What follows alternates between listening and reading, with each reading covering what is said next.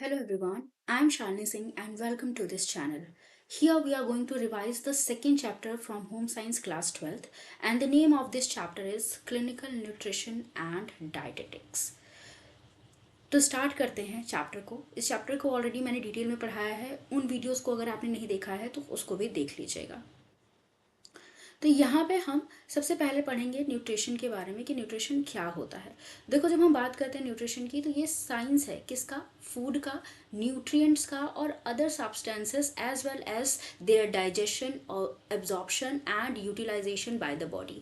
तो जितने भी न्यूट्रिएंट्स हम लेते हैं, जिस भी खाने को हम खाते हैं, उनका डाइजेशन, एब्जॉर्प्शन एंड यूटिलाइजेशन जब बॉडी में किया जाता है, बॉडी के द्वारा किया जाता है, तो उसी को हम क्या बोलते हैं, न्यूट्रिशन बोलते हैं। It is well known that optimum nutrition is important for providing immunity and protection from infection and to promote recovery from a variety of illness as well as managing chronic diseases। तो जब हमको infection से बचना है, illness से recovery चाहिए, chronic diseases से अपने आप को बचाना है, तो हमको किसकी ज़रूरत होगी, न्यूट्रिशन की ज़रूरत होगी, ऑप्टिमम न्यूट्रिशन की ज़रूरत होगी। When nutrient intake are inadequate, the body has difficulty in maintaining immune defense, healing wounds, utilizing medication, supporting organ function. तो अगर हमको प्रॉपर न्यूट्रिशन नहीं मिल रहा है, प्रॉपर न्यूट्रिएंट हम नहीं ले पा रहे हैं, तो बॉडी को डिफ़िकल्टी होगी इम्यून सिस्टम को मेंटेन करने में, हमारे घाव को हील करने में, जो भी दवाएं खा रहे हैं हम उसके यूटिलाइजेशन में भी प्रॉब्लम आएगी, साथ ही साथ जितने भी हमारे ऑर्गन्स हैं उनके फंक्शनिंग में भी प्रॉब्लम आएगी। Nutrition is also important in disease state. Disease की स्टेट में भी न्यूट्रिशन इंपॉर्टेंट है। कुछ डिजीज़ में आप देखते हो ना कि कुछ विशेष प्रकार के खाने को खाने से मना किया जाता है, कुछ डिजीज़ में कुछ खाने को खाने के लिए अलग से कहा जाता है, तो न्यूट्रिशन ट्रीटमेंट के रूप में भी काम करता है। Also illness and disease can result in nutrient imbalances even in a person who previously had good nutritional status. देखो, जब हमको बीमारी होती है ना, तो हमारा न्यूट्रिएंट इम्बैलेंस होता ही होता है, भले ही पहले हमारा न्यूट्रिशनल स्टेटस कितना भी अच्छा क्यों ना रहा हो। तो इस तरह से हम कह सकते हैं कि हेल्थ और न्यूट्रिशन क्या है, इंटरलिंक्ड है। अगर हमारा न्यूट्रिशन खराब होएगा तो हेल्थ प्रॉब्लम्स आएंगी, और अगर हेल्थ अच्छी नहीं होगी तो अपने आप न्यूट्रिशनल स्टेटस हमारा गिरेगा। The specialized area of nutrition which deals with nutrition during illness is clinical nutrition। तो जब illness के समय में हम न्यूट्रिशन की बात करते हैं, तो वो एरिया जो इलनेस के समय न्यूट्रिशन को डील करता है उसको हम क्लिनिकल न्यूट्रिशन बोलते हैं। बीमारी के दौरान हमको कैसे न्यूट्रिशन लेने हैं, ये सारा कुछ क्लिनिकल न्यूट्रिशन में बताया जाता है, और आज के समय में इस फील्ड को हम मेडिकल न्यूट्रिशन थेरेपी भी बोलते हैं।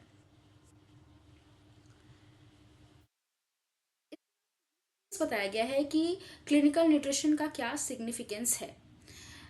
Health problems, illness, disease and their treatment can affect nutritional status in a variety of ways. तो देखो, जब हमको हेल्थ प्रॉब्लम्स होती है, डिजीज होती हैं, इलनेस होती हैं, और उनका ट्रीटमेंट हम करवाते हैं, तो हमारे न्यूट्रिशनल स्टेटस पे बहुत असर इसका पड़ सकता है, कई तरीके से असर पड़ सकता है। कैसे? By impairing a person ability to eat and swallow. अगर हम बीमार होते हैं तो हमारी ईटिंग एबिलिटी पे भी असर पड़ता है, कुछ खाने का मन नहीं करता। सॉलोइंग एबिलिटी पे भी असर पड़ता है। By interfering with digestion, absorption and metabolism as well as excretion. तो हमारा डाइजेशन भी अच्छे से नहीं हो पाता, जो न्यूट्रिएंट हम ले रहे हैं उनका एब्जॉर्प्शन भी अच्छे से नहीं हो पाता, मेटाबॉलिज्म भी खराब हो जाता है, साथ ही साथ एक्सक्रीशन में भी प्रॉब्लम आती है। Clinical nutrition focuses on the nutritional management of patient with established diseases. तो जो भी डिजीज है उस पर्सन को, उसके हिसाब से न्यूट्रिशन को मैनेज किया जाता है क्लिनिकल न्यूट्रिशन में। ठीक है। It is important to ensure that the person is adequately nourished, and the person who delivers this service is a trained dietitian, medical nutrition therapist, clinical nutritionist। तो जो भी लोग इस फील्ड में काम कर रहे हैं, जो क्लिनिकल न्यूट्रिशन किसी के लिए दे रहे हैं, वो कौन होने चाहिए? वो ट्रेंड डाइटिशियन होने चाहिए, या मेडिकल न्यूट्रिशन थेरेपिस्ट होने चाहिए, या क्लिनिकल न्यूट्रिशनिस्ट होने चाहिए। The professional clinical nutritionist dietitian use a systematic and logical approach to the clinic nutritional care process. तो जो डाइटिशियन होते हैं ना, वो बहुत ही एक सिस्टमैटिक अप्रोच लेके और लॉजिकल अप्रोच लेके चलते हैं, और उसी हिसाब से वो न्यूट्रिएंट बताते हैं, पर्सन्स की देखभाल करते हैं। तो वो देखते हैं कि पेशेंट की यूनिक नीड्स क्या है। जो डाइटिशियन होगा ना, वो देखो हमारी सबकी बॉडी अलग है और सबकी न्यूट्रिशनल रिक्वायरमेंट भी क्या है, अलग है। तो जो डाइटिशियन होता है वो पेशेंट की यूनिक नीड्स को ध्यान में रखता है, उनकी न्यूट्रिशनल रिक्वायरमेंट्स को ध्यान में रखता है और उनके लिए फिर डाइट प्लान करता है। The patient is the primary focus of the clinical of the nutritional care process. तो जब हम न्यूट्रिशनल केयर प्रोसेस की बात करते हैं तो यहाँ पे प्राइमरी फोकस किस पे होता है, पेशेंट पे होता है, उसी को ध्यान में रख के डाइट प्लान बनाया जाता है। The clinical nutritionist medical nutrition therapist plays an important role in prevention of diseases and promotion of good health besides recommending therapeutic diet for management of various diseases. तो जो ये क्लिनिकल न्यूट्रिशनिस्ट होते हैं ना, ये बहुत ही इंपॉर्टेंट रोल प्ले करते हैं किसके मामले में, डिजीज़ को प्रिवेंट करने के मामले में, हमारी हेल्थ को प्रमोट करने के मामले में। इसके अलावा थेरेपेटिक डाइट्स ये प्लान कराते हैं ताकि डिजीज़ की कंडीशन में हमको थेरेपी मिल सके। थेरेपेटिक डाइट्स का क्या मतलब है, ऐसी डाइट जो हमारी थेरेपी के लिए यूज़ हो रही हैं। New scientific knowledge is being generated about physiological and metabolic disturbance in chronic and acute disease. तो देखो बहुत सारी साइंटिफिक नॉलेज आती जा रही है और इस समय हमें अलग अलग डिजीजेस के बारे में, अलग अलग मेटाबॉलिक डिस्टर्बेंस के बारे में भी पता चलने लगा है। New methods of nutritional assessment are being developed and adopted. और इसी के साथ साथ न्यूट्रिशनल असेसमेंट के नए नए मेथड डेवलप हो रहे हैं और उनको अडॉप्ट भी किया जा रहा है। नई टेक्नोलॉजीज आ गई हैं और सप्लीमेंट्स भी आने लगे हैं पेशेंट्स के लिए। अगर किसी पेशेंट में किसी चीज़ की कमी हो रही है, किसी न्यूट्रिएंट की कमी हो रही है, तो उसको सप्लीमेंट्स दिए जा सकते हैं। तो ये सब किसके थ्रू पॉसिबल हुआ है, टेक्नोलॉजी के थ्रू ही तो पॉसिबल हो पाया है। अब हम बात करेंगे यहाँ पे कुछ टर्म्स की जो आपकी बुक में दी गई हैं। सबसे पहला है न्यूट्रास्यूटिकल्स। ये क्या होते हैं, they are substances that have health benefits. ये कुछ सब्सटेंसेस हैं, कुछ तत्व हैं जिनसे हेल्थ बेनिफिट हमको मिलता है। These may be components in natural foods. ये नेचुरल फूड के तत्व हो सकते हैं या इनको अलग से मैन्युफैक्चर भी किया जा सकता है, ठीक है। wherein specific ingredients have been included in confer health benefits। किसी भी खाने में कुछ स्पेसिफिक इंग्रेडिएंट को मिला दिया जाता है और ताकि उससे क्या हो, हेल्थ बेनिफिट हो, तो इन्हीं को हम न्यूट्रास्यूटिकल्स कहते हैं। तो ये नेचुरली भी फूड में हो सकते हैं या इनको अलग से मिलाया भी जा सकता है ताकि हेल्थ बेनिफिट ये दे सके। फिर इसके बाद है मेडिकल फूड्स। ये क्या होते हैं, These are those products that are specially manufactured for person with specific need। ये उन लोगों के लिए होते हैं जिनको स्पेसिफिक नीड होती है। मेडिकल फूड्स हम सबको नहीं दे सकते, ये उन्हीं लोग को दिए जाएंगे जिनको इसकी ज़रूरत होगी। Such food are regulated and can be used only with a doctor's prescription for the specific dietary management of a disease and condition. तो यहाँ पे डॉक्टर के प्रिस्क्रिप्शन पे ही मेडिकल फूड लिए जाते हैं, ऐसे नहीं लिए जाते। फिर है फाइटोकेमिकल्स या बायोएक्टिव कंपाउंड्स। ये क्या है, these are non nutrient constituents present in food and that have physiological और biological activity and influence health. तो ये देखो, ये नॉन न्यूट्रिएंट कंस्टिट्यूएंट्स हैं। ये ऐसे तत्व हैं जिनसे किसी भी तरह का न्यूट्रिशन हमको नहीं मिलता, लेकिन फिर भी ये हमारे शरीर को मेंटेन करते हैं, हमारे हेल्थ को मेंटेन करके रखते हैं, ठीक है। इसके बाद है objective of diet therapy. Diet therapy के क्या क्या ऑब्जेक्टिव है, क्या उद्देश्य है, क्यों डाइट थेरेपी दी जाती है। पहला है formation of the diet to meet the needs of the patient taking into consideration her और his food habits.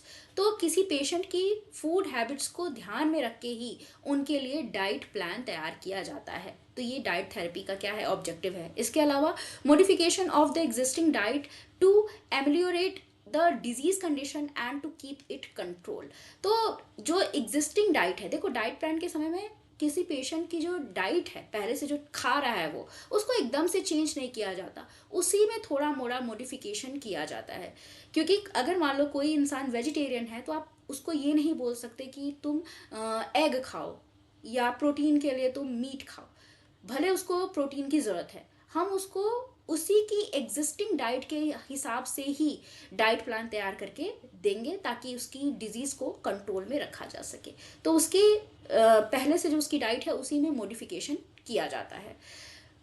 Correction of nutritional deficiency, जो भी न्यूट्रिशनल डेफिशिएंसी है उसको करेक्ट किया जाता है। Prevention of short term and long term complication in case of chronic diseases. तो देखो क्रॉनिक डिजीजेस हमें पता है वो डिजीजेस होती हैं जो लंबे समय तक चलती हैं, जैसे ब्लड प्रेशर, हार्ट डिजीजेस, इसको हम क्रॉनिक डिजीज के अंदर रखते हैं, डायबिटीज़ को भी।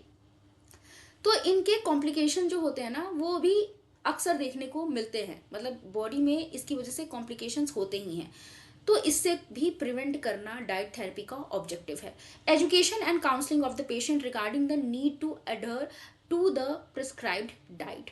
देखो डाइट तो डाइटिशियन ने प्रेस्क्राइब कर दी, लेकिन काउंसलिंग की ज़रूरत भी होती है पेशेंट को। अगर पेशेंट वो डाइट नहीं ले रहा है समय से, जिस तरह से उसको लेना है उस तरह से उसको नहीं ले पा रहा है, तो फिर कोई फ़ायदा नहीं होगा इस डाइट थेरेपी का। तो उसकी एजुकेशन और काउंसलिंग भी की जाती है डाइटिशियन द्वारा या डाइट थेरेपिस्ट द्वारा। A dietitian also need to look at the effect of illness on food acceptance and utilization। देखो जब हम बीमार होते हैं ना तो हम पहले भी हमने पढ़ा कि फूड एक्सेप्टेंस पे इसका असर पड़ता है। हम फूड को डाइजेस्ट नहीं कर पा रहे होते हैं, न्यूट्रिएंट हमारी बॉडी में जाते तो हैं लेकिन यूटिलाइज भी नहीं हो पाते हैं, कभी कभी फूड को सॉलो करने में भी प्रॉब्लम आती है। तो बीमारी पे डिपेंड करता है कि किस तरह की प्रॉब्लम हमको आ रही है खाना खाने और पचाने में। तो इस समय क्या होता है, डाइटिशियन इन सब चीज़ों को भी ध्यान में रखता है। Some of the factors that are considered include, तो वो क्या क्या चीज़ें कंसीडर करता है डाइट प्लान बनाने से पहले। न्यूट्रिशनल स्ट्रेस, कि क्या न्यूट्रिशनल स्ट्रेस है, मतलब किन किन न्यूट्रिएंट की कमी है, कौन से न्यूट्रिएंट ज़रूरत से ज़्यादा हैं, तो उसको ध्यान में रखा जाता है। साइकोलॉजिकल स्ट्रेस, अगर हम बीमार होते हैं तो साइकोलॉजिकली भी हम स्ट्रेस में होते हैं। Effect of illness on food acceptance, बीमारी का फूड एक्सेप्टेंस पे असर पड़ता ही है। Acceptability of modified and therapeutic diets, देखो थेरेपेटिक डाइट्स टेस्टी नहीं हो सकती, खाने में ख़राब भी लग सकती हैं, तो उसकी एक्सेप्टेबिलिटी को भी ध्यान में रखा जाता है डाइटिशियन द्वारा कि इतना अच्छा उसको बना दिया जाए ताकि पेशेंट उसको आराम से मज़े से खा सके। Nutritional care during illness is an organised group of activities and consist of, तो जब हम इलनेस के समय में न्यूट्रिशनल केयर करते हैं तो इसमें बहुत सारी एक्टिविटीज़ आती हैं। सबसे पहला तो assessing nutritional status, nutritional status को समझना कि क्या चीज़ों की कमी है, क्या चीज़ों की अधिकता है पेशेंट की बॉडी में। डायग्नोसिस ऑफ न्यूट्रिशनल प्रॉब्लम्स, अगर कोई न्यूट्रिशनल प्रॉब्लम है, किसी चीज़ की कमी है, किसी चीज़ की अधिकता है, तो उसको डायग्नोसिस करना, उसको समझना, उसका इलाज करना। Planning and prioritising nutritional interventions to meet nutritional needs, तो न्यूट्रिशनल नीड्स को पूरा करने के लिए हम प्लानिंग भी करते हैं, मतलब जो डाइटिशियन होगा वो प्लानिंग करेगा और प्रायोरिटाइज करेगा कि कौन से न्यूट्रिशन कितनी मात्रा में लेने हैं, कब लेने हैं। Monitoring and evaluating nutritional care outcome and making change if necessary, तो लास्ट में जब पूरी तरह से ये प्लान बना दिया गया तो एक हफ्ते मान लो खाया पेशेंट ने इस डाइट को, उसके बाद इवेल्युएट भी किया जाता है, मॉनिटर भी किया जाता है कि इस डाइट प्लान से बदलाव आए हैं या नहीं, जो पॉजिटिव चेंज, जो भी न्यूट्रिशनल स्टेटस में पॉजिटिव चेंज हम चाहते थे वो आया है कि नहीं। अगर नहीं आया है और कोई चेंज की ज़रूरत है तो वो चेंज भी किया जाता है समय समय पे। एक तरह की डाइट अगर वर्क नहीं कर रही है तो उसमें बदलाव किया जाता है। अब नेक्स्ट टॉपिक है रोल ऑफ न्यूट्रिशनिस्ट। न्यूट्रिशनिस्ट का क्या रोल होता है, तो यही हमारी डाइट को प्लान करता है, मतलब पेशेंट की डाइट को प्लान करता है ताकि न्यूट्रिशनल रिक्वायरमेंट्स को फुलफिल किया जा सके। मॉडिफाई डाइट्स, डाइट को मॉडिफाई भी करता है, डिजीज़ कंडीशन के हिसाब से डाइट को क्या किया जाता है, चेंज किया जाता है। ठीक है, डिजीज़ कंडीशन के हिसाब से, और साथ ही साथ और भी चीज़ें ध्यान में रखी जाती है कि फिजिकल स्टेट क्या है पेशेंट की, ऑक्यूपेशन क्या है उसका, उसके कल्चरल बिलीव्स क्या हैं, किस सोशियो इकोनॉमिक बैकग्राउंड से वो बिलोंग करता है, तो ये सारी चीज़ें, उसके लाइक्स डिसलाइक्स, इसका भी ध्यान रखा जाता है। ऐसे ही डाइट को बदल नहीं दिया जाता, इन सब चीज़ों को ध्यान में रखा जाता है।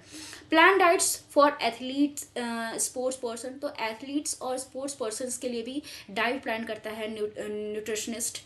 इसके अलावा जो भी डिफेंस पर्सनल हैं, इंडस्ट्रियल वर्कर हैं, सबमरीन में लोग काम कर रहे हैं या स्पेस में काम कर रहे हैं, तो उनके लिए भी डाइट प्लान न्यूट्रिशनिस्ट ही करते हैं। Promote health and wellbeing of patient admitted to hospital और in out patient clinics as well as institutional settings, तो हॉस्पिटल में भी जो पेशेंट्स हैं उनके लिए भी डाइट प्लान करता है nutritionist. Manage food services in a variety of institutional settings such as old age homes, schools, orphanages, hostel, इन सब में भी फूड सर्विस को मैनेज करता है डाइटिशियन या nutritionist. Help patient with chronic disease such as diabetes, heart disease in management to prevent complication and improve quality of life। तो जो chronic disease हैं उसमें भी जो पेशेंट उससे डील कर रहे हैं उनकी हेल्प भी करता है न्यूट्रिशनिस्ट, और जो भी उनसे प्रॉब्लम आ रही है उसको प्रिवेंट भी करता है। बेटर हेल्थ को प्रमोट करता है पूरी कम्युनिटी में, ठीक है। और इसके अलावा जितनी भी हेल्थ केयर इंस्टीट्यूशंस है वहाँ पे भी न्यूट्रिशनिस्ट बहुत ही इंपॉर्टेंट रोल प्ले करता है। इसके बाद है न्यूट्रिशनल असेसमेंट, ये हमारा नेक्स्ट टॉपिक है। न्यूट्रिशनल असेसमेंट में क्या किया जाता है, न्यूट्रिशन को असेस किया जाता है, देखा जाता है कि कौन कौन से न्यूट्रिएंट कितनी कितनी मात्रा में हमारी बॉडी में हैं। It is required to obtain information on patients nutritional status, तो पेशेंट का न्यूट्रिशनल स्टेटस जानने के लिए न्यूट्रिशनल असेसमेंट किया जाता है ताकि ये पता लगाया जा सके कि न्यूट्रिशनल नीड क्या है। इट इन्वॉल्व्स, क्या क्या इन्वॉल्व है न्यूट्रिशनल असेसमेंट में, सबसे पहले तो obtaining detailed information on health, diet, personal and medication histories, उसकी सारी मेडिकेशन हिस्ट्री निकाल जाती है, उसकी हेल्थ को देखा जाता है, उसकी डाइट को देखा जाता है। एंथ्रोपोमेट्रिक मेजरमेंट्स, उसकी बॉडी के साइज को मेजर किया जाता है। Relating the information on lab and physical measurement with the above and the physician diagnosis, तो जो भी लैब की मेजरमेंट्स आ रही हैं, फिजिकल मेजरमेंट्स आ रही हैं, उनको चेक किया जाता है और उस हिसाब से ही न्यूट्रिशनल असेसमेंट किया जाता है, ठीक है। मतलब लैब में जाके भी हम न्यूट्रिशनल असेसमेंट कर सकते हैं कि हमारी बॉडी में किन किन चीज़ों की कमी है। जैसे ब्लड चेक कराया जाता है तो वहाँ पे आपको पता चलता है कि प्लेटलेट्स कम है, आरबीसी कम है, या बॉडी में आयरन की कमी है। तो इस तरह से लैब के थ्रू भी हम क्या कर सकते हैं, अपनी फिजिकल मेजरमेंट करा सकते हैं, अपनी जांच करा सकते हैं, जहाँ पे न्यूट्रिशन को असेस किया जा सकता है। Interpreting all of the above to identify potential nutritional deficiency, अब पोटेंशियल न्यूट्रिशनल डेफिशिएंसी को भी आइडेंटिफाई किया जा सकता है। मतलब न्यूट्रिशनल डेफिशिएंसी अभी है तो नहीं, लेकिन अगर ऐसे ही चलता रहा तो न्यूट्रिशनल डेफिशिएंसी हो भी सकती है, ये भी पता लगाया जाता है कि क्या क्या चांसेस हैं, कौन कौन सी न्यूट्रिशनल डेफिशिएंसीज हो सकती हैं अगर चीज़ें ना सुधारी गई तो। फ्यूचर में होने वाले रिस्क को भी पता लगाया जाता है और उसको ख़त्म करने की कोशिश की जाती है। इसके बाद नेक्स्ट टॉपिक है हमारा टाइप ऑफ डाइट्स, कितने तरह की हमारी डाइट होती है। तो देखो यहाँ पे स्टैंडर्ड और रेगुलर डाइट्स होती हैं, ठीक है, जिसमें हम क्या करते हैं, नॉर्मल जो खाना हम खाते हैं ना उसको हम स्टैंडर्ड और रेगुलर डाइट बोलते हैं, जो हेल्दी इंडिविजुअल्स के लिए होती हैं। इसके बाद है मॉडिफाइड डाइट्स। मॉडिफाइड डाइट्स में क्या होता है, हम जो हमारी रेगुलर डाइट है ना उसी में थोड़े मोड़े एडजस्टमेंट करते हैं ताकि हमारी मेडिकल नीड्स को पूरा किया जा सके, ठीक है। अब मॉडिफाइड डाइट में ही बहुत सारे डाइट आपको देखने को मिलेंगे, जिसमें सबसे पहले हम कंसिस्टेंसी में क्या करते हैं, बदलाव करते हैं, टेक्सचर में बदलाव करते हैं, जैसे फ्लूइड या सॉफ्ट डाइट बोल सकते हैं। इसके अलावा हम इंक्रीज या डिक्रीज कर सकते हैं कैलोरीज के इनटेक को, तो डाइट में मॉडिफाई करके हम ये देख सकते हैं। इंक्लूड ग्रेटर और लेसर अमाउंट ऑफ वन और मोर न्यूट्रिएंट, किसी न्यूट्रिएंट को बढ़ा सकते हैं, किसी को घटा सकते हैं। अगर प्रोटीन की ज़रूरत है, जैसे सर्जरी हुई है अगर किसी की, तो वहाँ पे प्रोटीन की ज़रूरत है तो प्रोटीन को हम क्या कर सकते हैं, इंक्रीज़ कर सकते हैं। किडनी फेलियर है या किडनी से रिलेटेड कोई डिजीज़ है तो वहाँ पे लो प्रोटीन की ज़रूरत होती है, तो वहाँ पे हम प्रोटीन को डिक्रीज़ कर सकते हैं कि प्रोटीन नहीं लेना है। Change in number of meals के नंबर में हम चेंज कर सकते हैं। जैसे रेगुलरली हम 3 बार खाते हैं, तो अगर हम हमारी कंडीशन ख़राब है या हमको कोई इलनेस है, कोई बीमारी है, तो हम मील के नंबर में चेंज कर सकते हैं। 3 की बजाय हम 5 बार खा सकते हैं। थोड़ा थोड़ा खाओ लेकिन 5 बार खाओ, ठीक है। और modification in intervals of feeding and और अमाउंट ऑफ फूड गिवन और special plan for patients when route of feeding is altered. देखो, जब अगर किसी को ऑपरेशन हुआ है तो उसको, अगर मान लो वो मुंह से नहीं खा पा रहा है, माउथ से वो इनटेक नहीं कर पा रहा है फूड को, तो उस समय में हमें फीडिंग के रूट्स को क्या करना पड़ता है, बदलना पड़ता है। इंट्रावेनस फीडिंग भी उस समय कराई जाती है। तो उस समय हमको मील को चेंज करना होगा, उसकी कंसिस्टेंसी को चेंज करना होगा।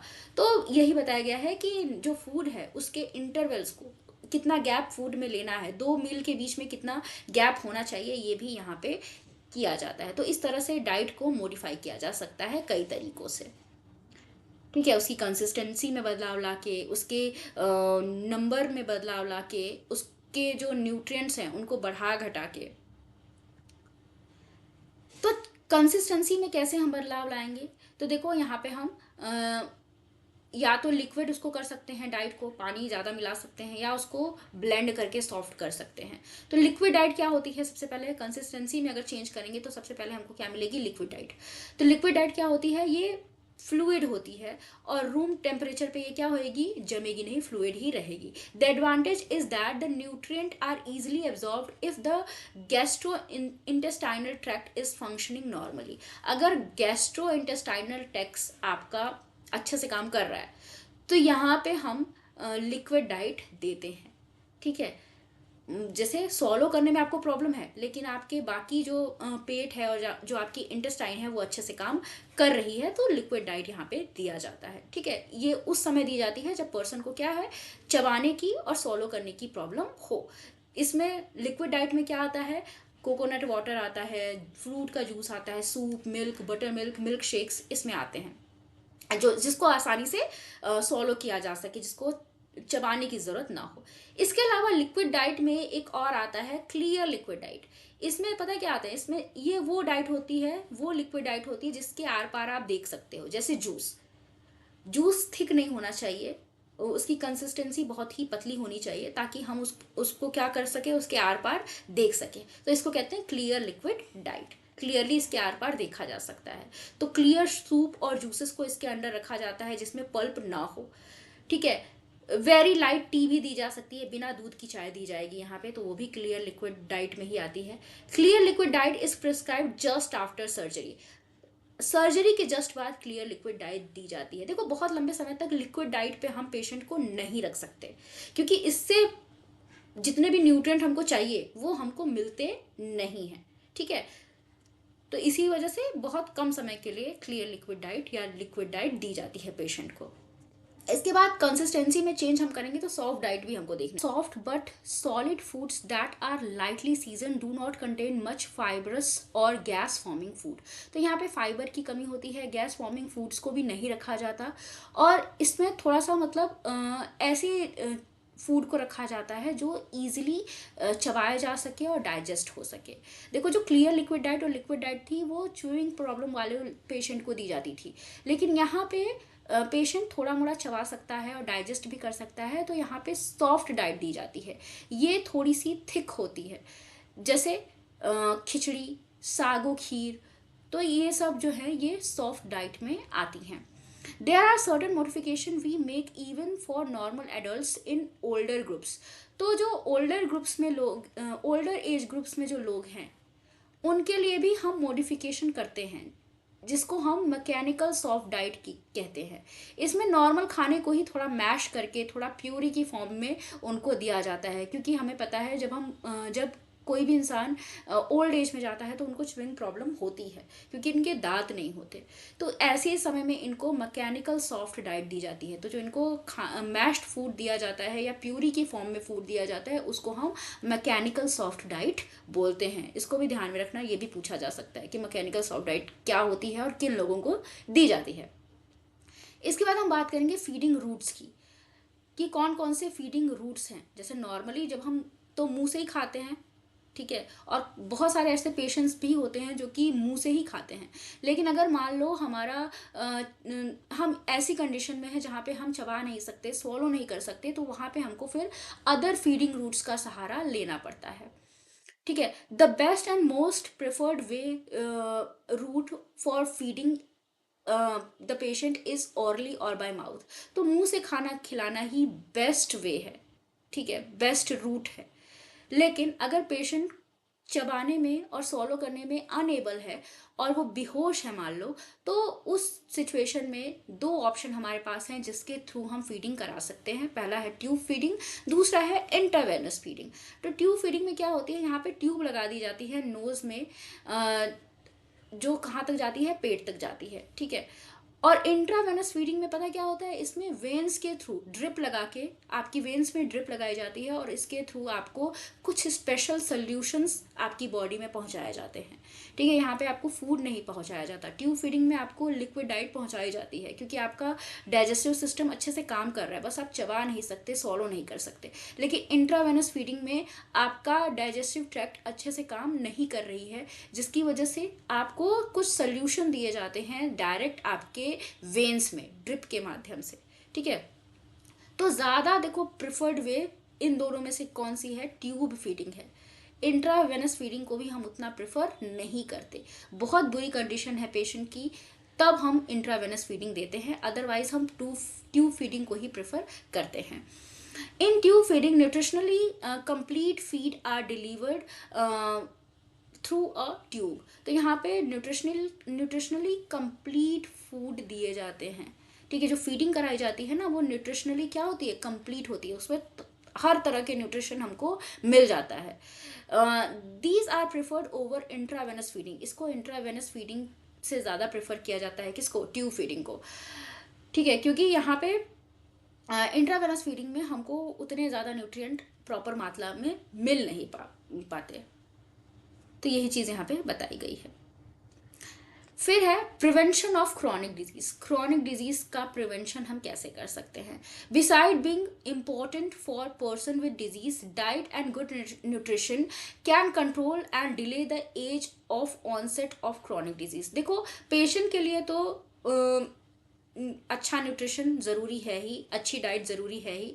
इसके अलावा अगर हम नॉर्मल सिचुएशन में भी अच्छा डाइट लेते हैं तो ये हमारे इलनेस को कंट्रोल कर सकता है, हमारी एजिंग को भी कंट्रोल कर सकता है, और एज के साथ साथ जो क्रॉनिक डिजीज भी आ रही है उसको भी कंट्रोल कर सकता है। The food we consume today, especially processed food, contain many additives, are high in fat and sugar, often are prepared from high refined foods, and are therefore low in fiber and many other important constituents which confer health benefits. तो देखो जो आजकल हम food consume कर रहे हैं ना, वो बहुत ज़्यादा प्रोसेस्ड फूड होते हैं और इनमें एडिटिव्स भी मिलाए जाते हैं। हो सकता है इसमें फैट ज़्यादा हो सकता है इसमें शुगर ज़्यादा हो, और ये बहुत ज़्यादा रिफाइंड फूड होते हैं जिसकी वजह से इनमें फाइबर की क्या होती है, कमी होती है। जैसे मैदे से ज़्यादा प्रोसेस्ड फूड किससे बनाए जाते हैं, मैदे से। और मैदा किसका फॉर्म है, आटे को ही और ज़्यादा रिफाइन करके ही तो मैदा बनाया जाता है। तो फाइबर की कमी होती है मैदे में। तो यहाँ पे बहुत सारे ऐसे तत्व हैं जो कि कम हो सकते हैं, जिनसे हमें क्या मिलता है, हेल्थ बेनिफिट मिलता है। तो उन तत्वों को यहाँ पे कम कर दिया जाता है, इसीलिए रिफाइंड फूड या प्रोसेस्ड फूड अच्छे नहीं होते और आजकल हम इन्हीं को ज़्यादा खा रहे हैं। This is why we need help in making appropriate choice. तो हमको अप्रोप्रिएट चॉइस बनाने के लिए हेल्प की ज़रूरत है। It is seen that fat consumption has increased, refined sugar consumption has increased. तो आजकल हम फैट बहुत ज़्यादा ले रहे हैं, रिफाइंड शुगर बहुत ज़्यादा ले रहे हैं। There is a reduced intake of fiber as well as several vitamins and minerals। और फाइबर हम कम ले रहे हैं, विटामिन और मिनरल्स भी हम क्या कर रहे हैं, कम ले रहे हैं। In non vegetarian population consumption of animal protein has also increased. तो देखो जो नॉन वेजिटेरियन लोग हैं ना, वो एनिमल प्रोटीन को बहुत ज़्यादा कंज्यूम कर रहे हैं, तो इसकी वजह से भी हेल्थ प्रॉब्लम हो सकती है। देखो एनिमल प्रोटीन हमारे लिए अच्छा है, लेकिन ज़रूरत से ज़्यादा कोई भी चीज़ अच्छी नहीं होती है। It has also found that high consumption of highly salted convenience food, processed food with high sodium content, decrease intake of potassium rich fruits, vegetables, grains and legumes, possibly low calcium intakes, less physically activities as well as stress are associated with increased risk of hypertension. तो देखो, जब हमारा hypertension का जो ये risk है ना, ये किसकी वजह से होता है? जब हम सोडियम वाली चीज़ें ज़्यादा खाते हैं, हाई सोडियम फूड लेते हैं, और ऐसे फूड लेते हैं जिनमें पोटेशियम की कमी है, जिनमें कैल्शियम की कमी है, तो ऐसी सिचुएशन में हमको हाइपरटेंशन की प्रॉब्लम हो सकती है. Clinical nutritionist can play a very important role in preventing development of such problem by providing appropriate diet, counselling and guidance. तो क्लिनिकल न्यूट्रिशनिस्ट हमें काउंसलिंग दे सकते हैं, गाइडेंस दे सकते हैं कि हमें किस तरह का खाना खाना चाहिए, और इस तरह से ये लोग बहुत इंपॉर्टेंट रोल प्ले करते हैं हमें बचाने में, हमें प्रिवेंट करने में. They can also be appointed for guidance to various groups such as schools, colleges etcetera. तो यहाँ पे इनको अलग से इनकी वैकेंसी निकाली जाती है, इनको यहाँ पे अपॉइंट किया जाता है स्कूल में, कॉलेजेस में, ताकि ये यहाँ पे आके बच्चों को गाइडेंस दे सकें कि उन्हें कैसा खाना खाना चाहिए, कैसा खाना नहीं खाना चाहिए. अब जब हम इस फील्ड में स्कोप और करियर की बात करते हैं कि क्लिनिकल न्यूट्रिशन की फील्ड में हम कैसे अपना करियर बना सकते हैं, क्या क्या स्कोप हैं, तो ये वो चीज़ें यहाँ पे बताई गई हैं. तो हम डाइटिशियन बन सकते हैं, ठीक है. इसके अलावा हम डाइटिशियन कहाँ पे बन सकते हैं? हॉस्पिटल्स में, और भी अदर डिपार्टमेंट हैं जो हेल्थ केयर से रिलेटेड है, वहाँ पे भी हम डाइटिशियन का रोल प्ले कर सकते हैं. फ्रीलांस डाइटिशियन भी हम बन सकते हैं, अपना खुद का क्लिनिक स्टार्ट कर सकते हैं या अपनी खुद की सर्विस दे सकते हैं, फ्रीलांसिंग कर सकते हैं. Dietitian is in catering services for hospitals, schools, industrial canteens. तो इन जगहों पे भी आप डाइटिशियन बन सकते हो. Entrepreneurs who develop and supply speciality food for specific health purposes. तो हम एंटरप्रेन्योर्स के रूप में जो स्पेशल फूड्स है उनको भी डेवलप करके सप्लाई कर सकते हैं, ठीक है. क्योंकि कुछ डिजीज़ की कंडीशन में हमको अलग तरह के स्पेशल फूड की ज़रूरत होती है, तो उनको हम डेवलप कर सकते हैं और सप्लाई कर सकते हैं as an entrepreneur. Teaching and academics, इस फील्ड में भी आप जा सकते हो. रिसर्च की फील्ड में भी आप जा सकते हो, आप क्लिनिकल रिसर्च कर सकते हो. इसके अलावा आप न्यूट्रिशनल मार्केटिंग में भी जा सकते हो. इसी के साथ हमारा ये चैप्टर यहाँ पे कंप्लीट होता है. इससे रिलेटेड जितनी भी चीज़ें थी, जितने भी टॉपिक्स थे इस चैप्टर में, वो हमने अच्छे से रिवाइज कर लिए हैं. फिर भी अगर आपको कोई डाउट हो, कोई सजेशन हो, तो आप कमेंट बॉक्स में लिख सकते हो. वीडियो अच्छा लगा हो तो लाइक कर देना, शेयर कर देना और चैनल को सब्सक्राइब कर देना.